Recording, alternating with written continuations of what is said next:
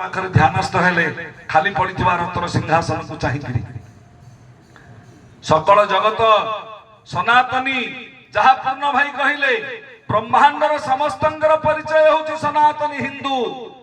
वेद मध्य हिंदू शब्द को उद्गार करिछि सनातन शब्दर अर्थ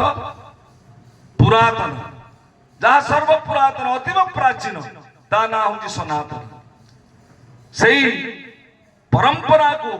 उज्जीवित करबा पई जेतबेला आचार्य आद्य शंकर वनजाग पद्धति रे उद्धार कले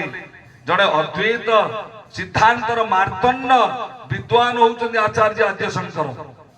अद्वैत सैद्धांतिक व्यक्ति से सगुण साकार परम ब्रह्म को रूप देले आपण जहां को दर्शन करूछन्ति बोलुथिले सुरेश भाई मेघमाला को निंदे कला को